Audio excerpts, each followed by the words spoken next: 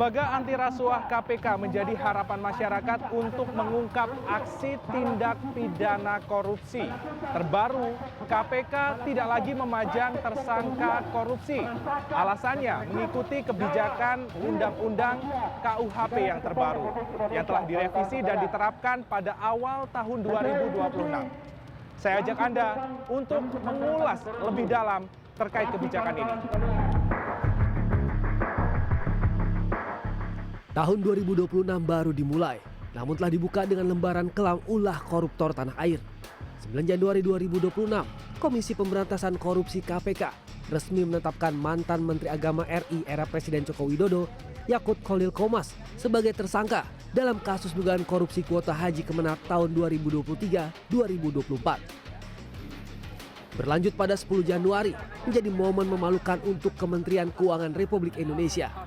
Penyidik KPK melakukan operasi tangkap tangan pegawai Direktorat Jenderal Pajak Jakarta Utara. Dalam OTT kali ini, KPK berhasil menyita sejumlah barang bukti berupa sejumlah uang rupiah dan mata uang asing serta emas dengan nilai mencapai 6 miliar rupiah. Diduga uang dan emas tersebut merupakan bagian dari suap terkait pengurusan kewajiban pajak dari perusahaan tambang. 8 orang ditahan, 4 diantaranya adalah pegawai pajak. Pak, Dewo, Pak. Pak, ya Pak. Tak hanya itu, korupsi kepala daerah kembali terjadi. Kali ini Bupati Pati, Sudewo, terjaring OTT KPK pada 19 Januari 2026 terkait kasus dugaan jual beli jabatan untuk mengisi kuota perangkat desa. Uang senilai 2,6 miliar rupiah diamankan dengan 8 orang tersangka termasuk Bupati Pati Sudewo. Di hari yang sama, KPK juga mengamankan Wali Kota Madiun Maidi dalam operasi tangkap tangan KPK. Total ada 15 orang ditangkap dan 9 orang dibawa ke Jakarta untuk pemeriksaan lebih lanjut. Wali Kota Maidi disinyalir ambil bagian dalam kasus dugaan pemerasan dana Corporate Social Responsibility (CSR) serta gratifikasi. Modusnya menyunat anggaran proyek pemeliharaan jalan paket 2 di Kota Madiun dan meminta fee proyek sebesar 6% dari total proyek senilai 5,1 miliar rupiah. Ya, sejumlah kasus korupsi awal tahun memang berhasil diungkap oleh KPK.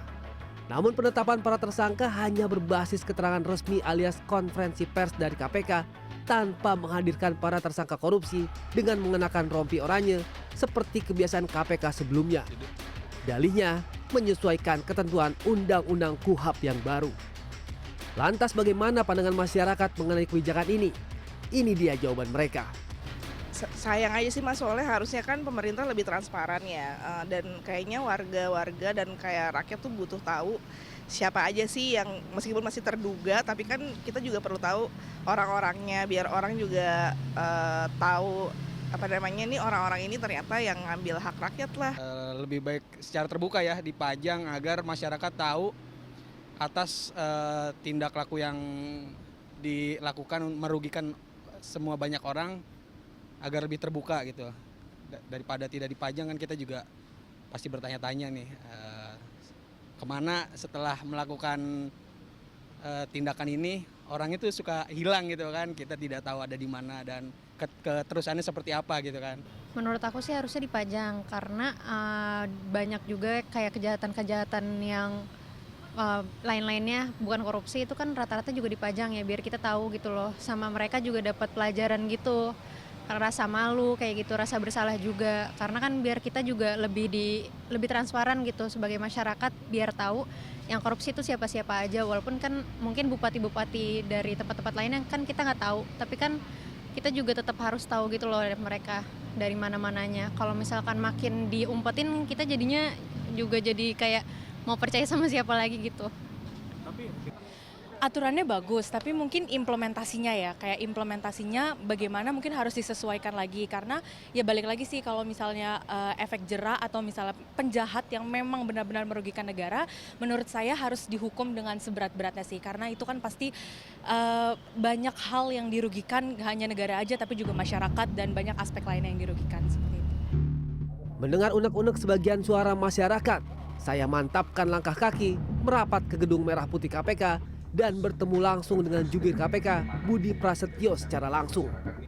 KPK ini salah tafsir nih terkait KUHP yang baru, sehingga membuat kebijakan dari pelaku atau tersangka korupsi ini akhirnya tidak dipajang. Dan ibaratnya ini cuma tradisi aja yang bisa dirubah, kayak gitu. Nah, menghadapi hal tersebut, salah persepsi atau salah tafsir dari hal tersebut gimana, Mas? Ya memang kadangkala setiap pasal dalam undang-undang itu punya banyak tafsir begitu ya. Namun memang KPK menafsirkan demikian sebagai salah satu bentuk keputusan kehati-hatian supaya jangan sampai proses-proses yang kita lakukan mencederai atau membuka celah dalam proses hukum yang sudah kita lakukan secara firm dari awal. Ya, dari proses penyelidikan, penyidikan, dan kemudian nanti masuk ke tahap penuntutan. Ya, jangan sampai kemudian apa yang sudah kita bangun sejak awal dari proses-proses pengumpulan bahan keterangan, masuk ke penyelidikan, kemudian ke penyidikan dan kita menetapkan tersangka berdasarkan kecukupan alat bukti, terganggu karena ada proses yang membuat celah, gitu kan. Nah, oleh karena itu kami sangat hati-hati betul, gitu kan, dalam proses hukum ini, dan kami pastikan, Mas Freddy, tidak menghadirkan tersangka di konferensi pers bukan berarti kita menutup transparansi penanganan perkara. Kami tetap membuka, masyarakat tetap bisa mengakses baik informasinya maupun secara visual pihak-pihak yang ditetapkan sebagai tersangka. Ungkapan hati-hati di jalan agar selamat sampai tujuan nampaknya menjadi pedoman bagi KPK supaya setiap kasus korupsi yang ditangani mendapat ganjaran hukum tertinggi di tengah perubahan kebijakan yang terjadi. Undang-Undang Nomor 20 Tahun 2025 tentang Kitab Undang-Undang Hukum Acara Pidana KUHP disahkan pada Desember 2025 dan mulai efektif sejak 2 Januari 2026.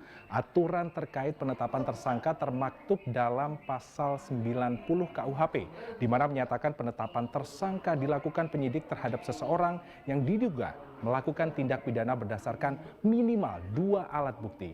Di sisi lain, pasal 91 KUHP baru mengungkapkan bahwa dalam melakukan penetapan tersangka, penyidik dilarang melakukan perbuatan yang menimbulkan praduga bersalah.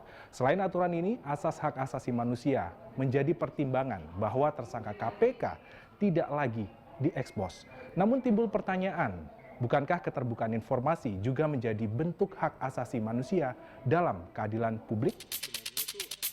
Mendengar jawaban dari pihak KPK dan dinamika harapan masyarakat, perjalanan saya lanjutkan untuk menggali sudut pandang dampak secara sosial dari kebijakan KPK ini. Ya, saya kira bagi masyarakat publik memang tidak punya kanal ya. Kita bagaimana caranya? Selama ini kita pasif. Jadi rasa kepuasan publik dengan menonton berita ditunjukkan koruptor itu sudah cukup terpenuhi. Nah, sekarang mungkin banyak masyarakat tidak puas ya, merasa tidak diperlakukan adil oleh hukum ya, oleh negara begitu.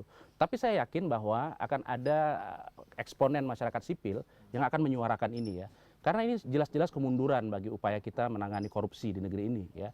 Dan rasa keadilan publik itulah selama ini yang membuat kita bertahan ya dengan ditunjukkannya koruptor ya, walaupun sebetulnya kita tidak tahu ya setelah itu apakah memang dia diproses hukum dengan benar, apakah diberikan pidana yang benar ya, tapi paling tidak rasa keadilan publik itu sudah terwakili dengan menunjukkan sosok-sosok ya terduga korupsi itu. Ya, keadilan bagi publik bisa menjadi hal yang harus diperjuangkan, mengingat setiap peraturan harusnya mengedepankan kepentingan rakyat. Hal ini sesuai dengan pasal 1 ayat 2 Undang-Undang Dasar 1945 yang menyatakan kedaulatan adalah di tangan rakyat yang dilakukan sepenuhnya oleh MPR.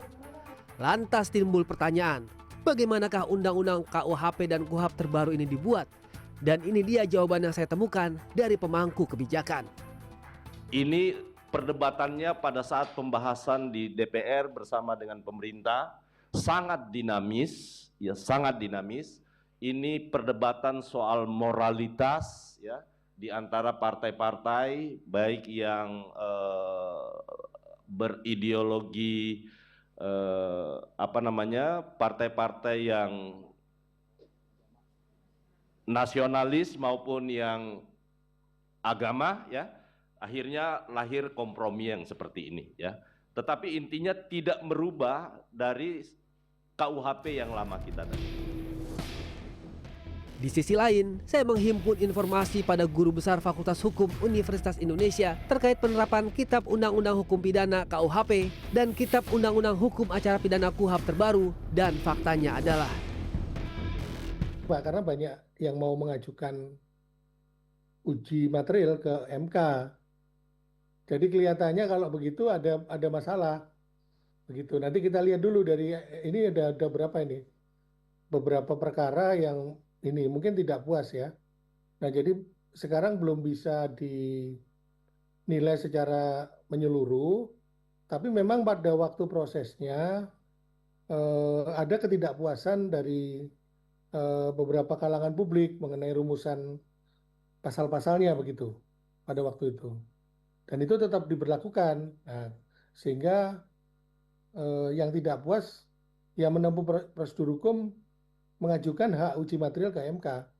Tapi ini belum mungkin baru mulai akan diproses itu di MK. Jadi kita tunggu dulu. Nanti kalau ada putusan-putusan baru kita bisa evaluasi sebenarnya bagaimana ini Pak. Lebih agung atau tidak dari yang karya agung. Yang Undang-Undang 81 itu karya agung. Nggak ada yang membantah itu Pak. Memang waktu itu belum ada MK. Tahun 81 belum ada MK. Tapi orang mengakui bahwa itu karya agung. Diketahui hingga detik ini sudah ada 15 gugatan untuk KUHP dan 6 gugatan untuk KUHP yang terdaftar di Mahkamah Konstitusi dan masih dalam proses persidangan. Pemerintah menyatakan pemberlakuan KUHP dan KUHP baru merupakan hasil dari proses panjang reformasi hukum pidana yang telah dimulai sejak era reformasi 1998.